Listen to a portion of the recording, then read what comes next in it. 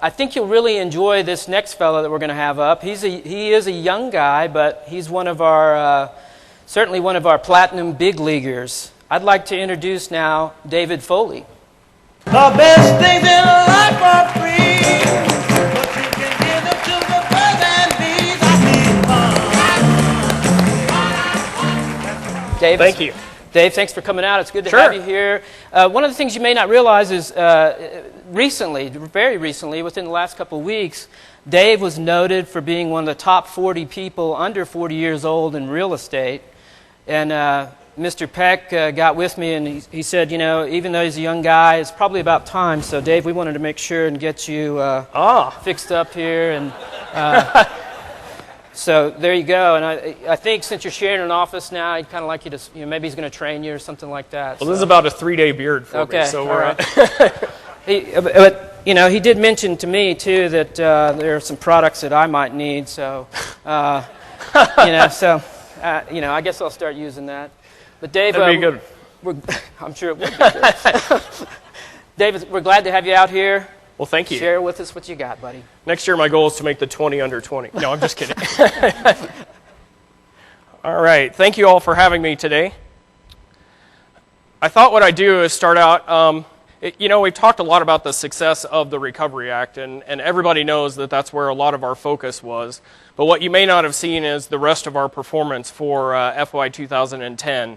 And so I wanted to put some of the numbers up here, and I know that when they were telling us to prepare for these presentations, they said, don't put a lot of numbers on the slides, don't make them very busy. So my very first slide has nothing but numbers on it.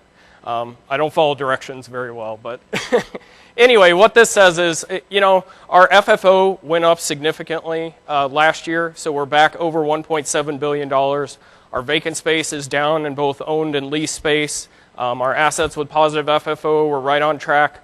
We improved our cost recovery and leasing. So what that tells me is, while we put a ton of focus and effort into delivering $5 billion worth of Recovery Act projects, and into making sure we had over $900 million in outlays, we also kept our eye on the rest of our business, and we delivered well. And that credit goes to all of you in the room and the rest of the folks across the country. So I want you to give yourselves a hand because we had a great year in 2010. That said, there are still a couple of areas where we can focus on continuing to improve, and I went ahead and put the late OA activation up there because that is one of the irritants of our customer agencies, and we have gotten better, but we still have a ways to go in terms of making sure that we bill timely and accurately, and so I think that we've had a lot of success. Things have gotten a lot better, but we still have a ways to go on that.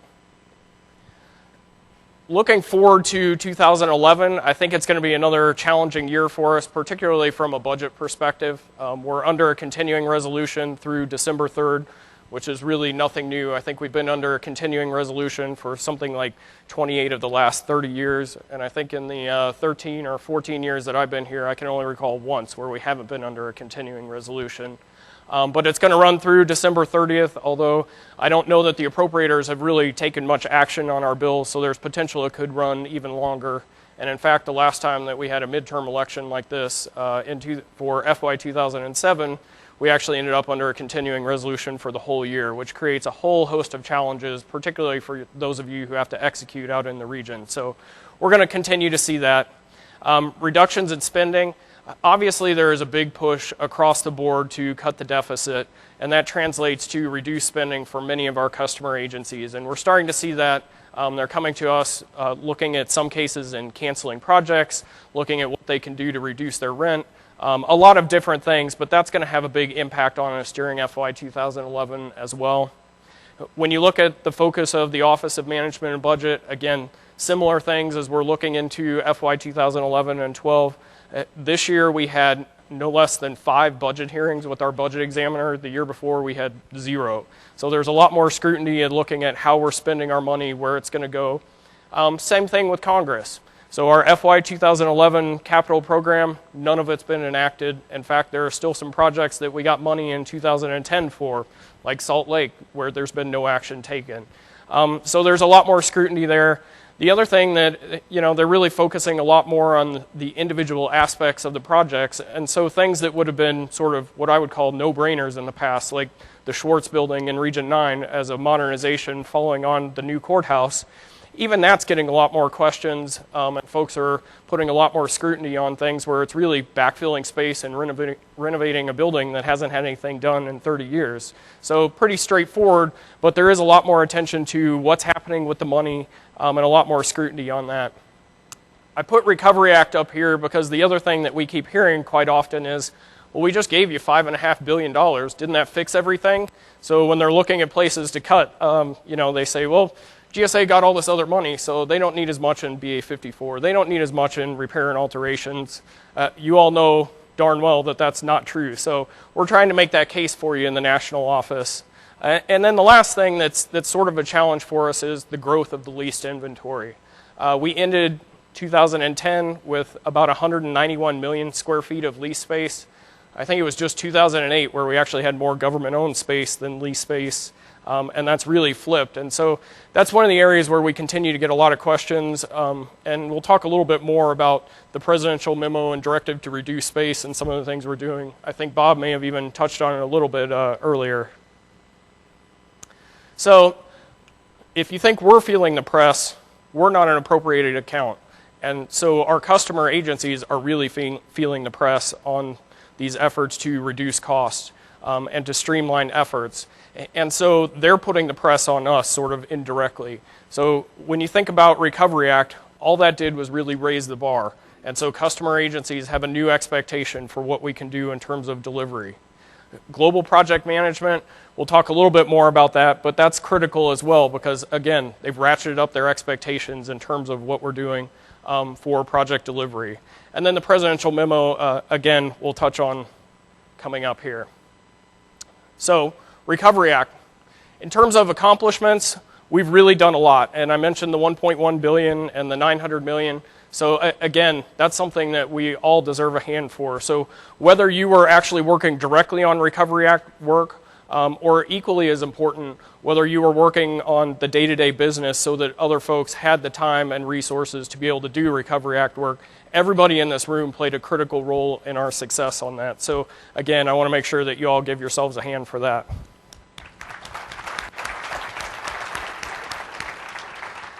Now for the hard part. We actually have to deliver the projects. So if you think it was fun trying, with all those late nights and all the extra work to make sure that we awarded all of those projects, now for the tough part, we actually have to deliver them. So we have to build the buildings, we have to renovate them, we have to get folks moved back in all before the funding expires, which is a challenge that we haven't had in the past. I mentioned that it ratcheted up the customer expectation. So what does that mean? They're looking at us to continue doing things differently. We can't have one path that we did for Recovery Act where we expedited things and customers say, oh, well, this isn't a Recovery Act project, so it's okay for GSA to do it the old, slow way. We have to take those lessons we learn, we have to implement those and make sure that we're pressing forward. So that may mean, different ways of delivering projects than what we've done, maybe more design build, maybe more bridging, or maybe not. It depends on the project and the customer. We're also getting customers coming to us saying, wow, that worked really great getting all the funding in one big chunk. So have you thought about going for, all of design and construction at once so that we can press forward and move that? So a lot of different things that worked a little bit differently under recovery, but the onus is on us to make sure that we leverage that. I think, too, they're also pressing us because they saw us make decisions quickly, move projects forward, decisions that might have taken months or even years in some cases in the past, we made in just days, and so they know GSA can do that, and the expectation is that we're going to continue to do that, and I'm confident we will. Global project management, I think you've heard a lot about this, several breakout sessions, you're going to hear even more about it, so I won't spend a lot of time on this, but I will say, having moved into this new role back in March, probably the most frequent thing I hear from customers all revolves around things that can be fixed through implementing global project management. So it's things like, every time I come up with a new project, I have to train a new GSA person on how we do business and our business process at fill in the agency, whether it's FBI or SSA or IRS or whomever it may be. Can't you make sure that the person has worked with us before? I love the person who delivered my last project. It would be great if they could do my next project. or at least talk to the person who's going to deliver my next project. And so that's about bringing the folks together and assembling the team up front. They also talk about schedule and budget. GSA won't commit to schedule, or the schedule slipped. They won't commit to the budget, or the budget slipped, which in my mind is really about sort of the change order process and how do we manage that. And again, I think global project management and integrating the team, setting those expectations up front, doing the charter, and establishing all of those roles is critical to who has the ability to say that we are going to accept this change in the project. It is going to have this implication on the budget, and it's okay to move the schedule because of these decisions that were made, so that everyone's in there. And it really, the bottom line is, it gets down to communication. So Allison and her team have done a great job. We've actually seen some results from early GPM projects, both in the national office and across the regions, that it really does work. So I urge you to get on board with this. I think our goal for this year is what, Bob? 50% of our projects with 100% next year? Bob's nodding yes. So I think that that's going to be critical for us as we move forward. The last thing I wanted to sort of touch on again is the presidential memo. Those of you who aren't aware, there was a memo that President Obama put out that basically directed agencies to reduce their costs on facilities by $8 billion. $5 billion of that was from BRAC and $3 billion from civilian agencies through the sale of property, reducing operating costs. And we've been doing all of those. We are going to see some savings from our Recovery Act projects through improved operating efficiencies. We do have some properties that are lined up for disposal. But I think the biggest place where we can really provide our expertise and really lead with our expertise is in helping folks use space more efficiently, use space differently, and reduce their overall footprint, which is a little bit ironic to be in the real estate business and encouraging folks to use less real estate. So probably not the traditional business model, but this is one of the ways we can sort of address what's been going on in our lease portfolio. And I think agencies are going to look to us to help take the lead and provide them with how they can work differently. A couple of metrics that are floating out there. I was at Cornet earlier this year, and the big press in private sector is they have sort of three numbers they're looking at. 120 square feet per person, 1.3 people per workstation, and the space is utilized 80% of the time. I ran some quick numbers on the federal portfolio. We have about 365 million square feet of space and 1.1 million occupants. So we're at about 330 people per square foot. Our people per workstation, I guess we're one, or in some cases we have a little bit over one workstation per person because we have touchdown space and other things. And based on some of the surveys that we've done for our space, I think our space on average is utilized about 40% of the time. So if you walk any given building, and I've seen this, I'm a good example. I'm not in the office today. Bob's not in the office today. Erica's not in the office today. So if you went by our office, odds are it's probably unoccupied most of the time today. And so figuring out how we provide workplaces that function differently where we can improve that utilization, even if we don't get all the way to 120 square feet per person, going from 330 to 150 could make a huge improvement and could really reduce agency costs and help us get towards that $3 billion goal. So I think we have a real opportunity through our workplace delivery program and through our expertise, and we're going to have some projects that we've implemented, and I think there are some good examples across the country already. Our central office building, when it gets renovated and we move back in, is going to be another great example. And so I hope that we can use that expertise, work with our customer agencies, and really help everyone succeed on this presidential memo. So those are kind of the key areas that I wanted to touch on.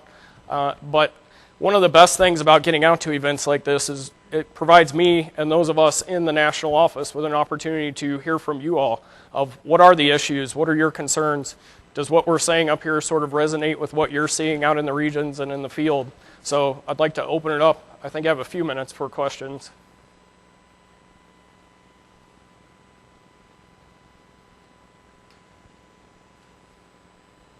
No questions? We're right on target?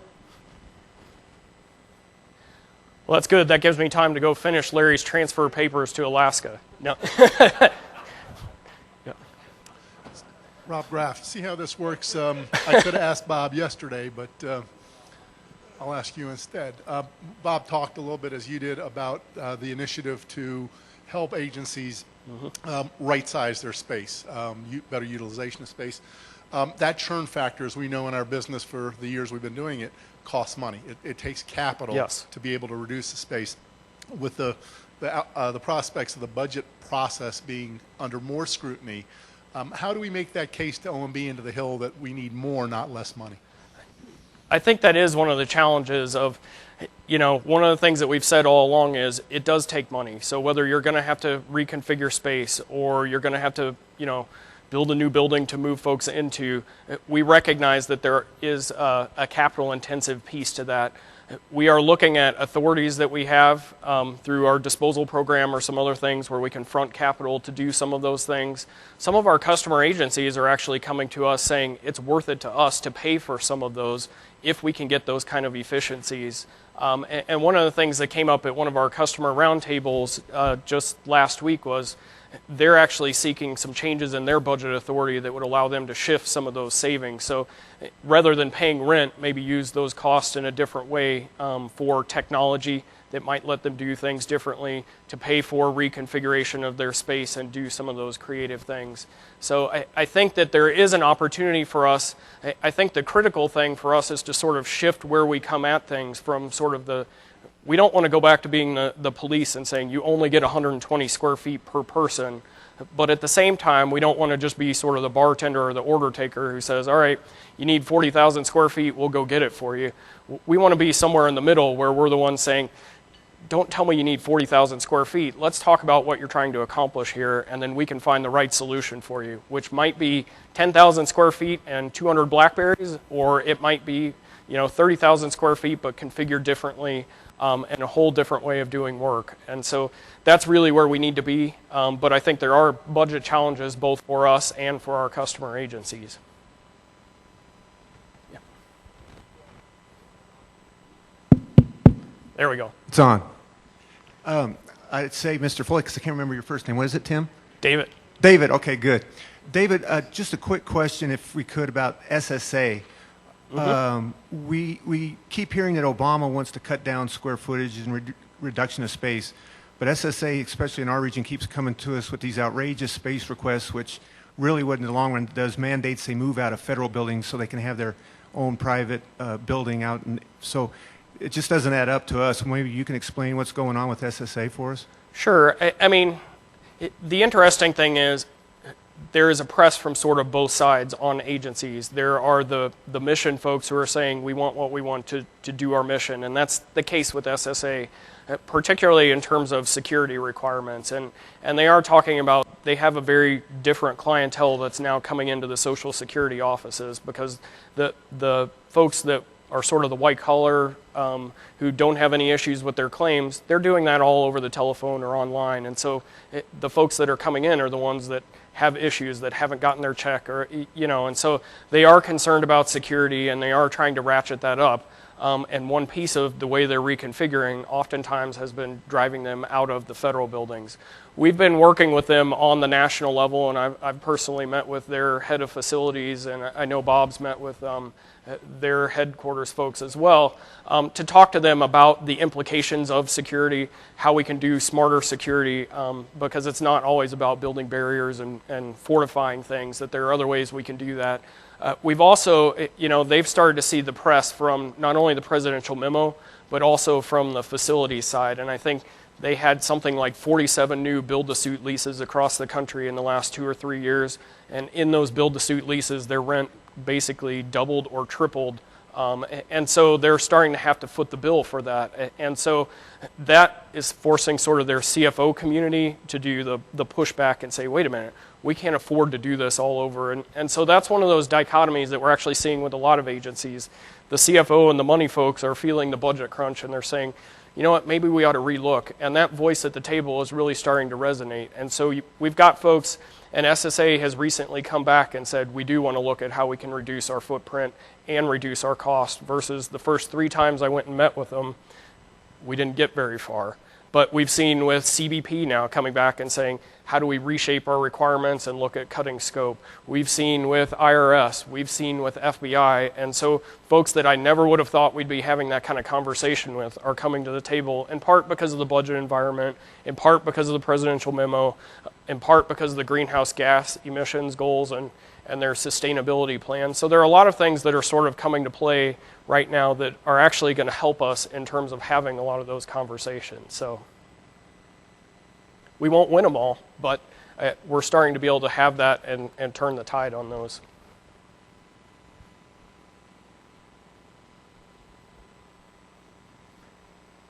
Any others? All right. Well, I'll be here through Friday, so if you think of something or if you're too embarrassed to ask in front of the group, you can come find me. So thank you all.